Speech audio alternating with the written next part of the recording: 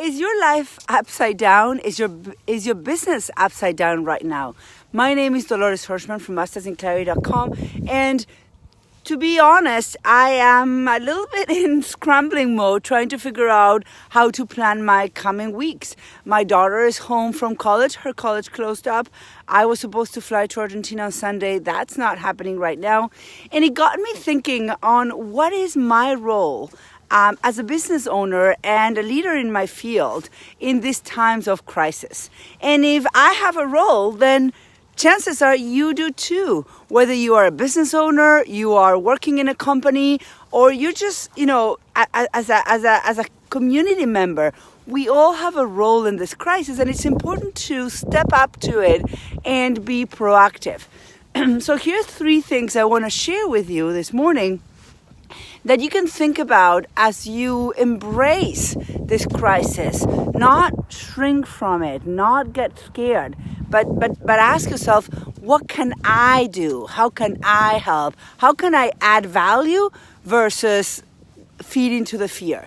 So these are 3 things. Number 1, creativity. If you're a business owner, this is a time to be incredibly creative. This is an opportunity to disrupt and test new things. For example, many companies are sending everybody home and do remote work.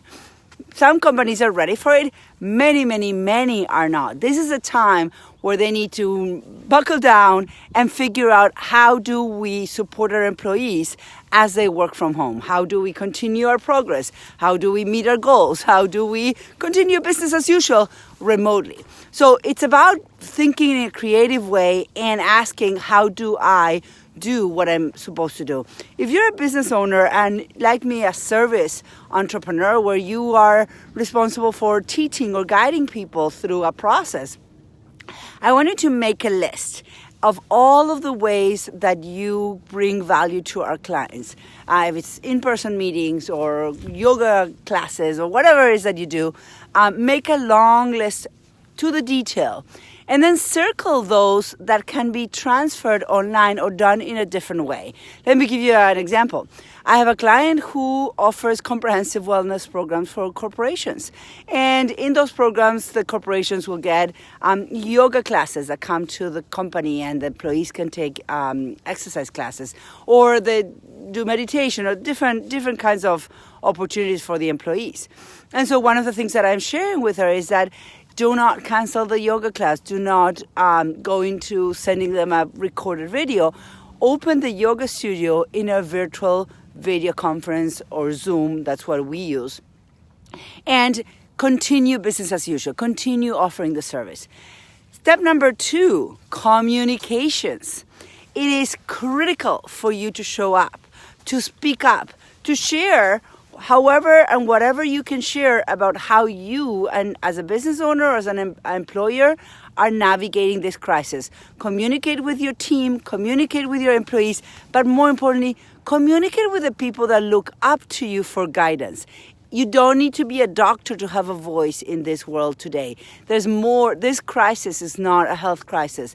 This crisis is a world crisis. This is going to be a crisis of health, of course. It's going to be a crisis of parenting. We need to learn how to parent again. We, all of us moms and dads, probably will have our kids at home for a long period of time in the next few weeks. How do we go back to being present parents, to keep them healthy, to keep them out of technology? If I let my kids be, they're going to sleep until noon and spend their day in Netflix. That's not possible. That's not that's not gonna. I'm not gonna allow that to happen. But for me to do that, I'm gonna have to be creative and just put them to work, or give them a task, or give them a routine, or help them stay on track with their schooling. So communicate how you can help people in this process. So whatever your expertise, I am sure there's something about what you know that can help people in this process. So show up and speak up. Step number 3, community. It actually feeds from the communication part. But we today need community more than ever before. And yes, we are asked to practice social distancing, meaning we were asked to not be in groups of people or touching anybody because of contamination. But unlike many years ago, when there were plagues and people were locked in their homes, not able to communicate with each other, today we are able to be in community virtually. So engage with your communities. If you haven't done this yet, build a Facebook or a LinkedIn group and engage in the conversation. If your market is afraid, then let them speak. Listen to them. Create a space for safe conversation and gather virtually and support each other as we go through this process.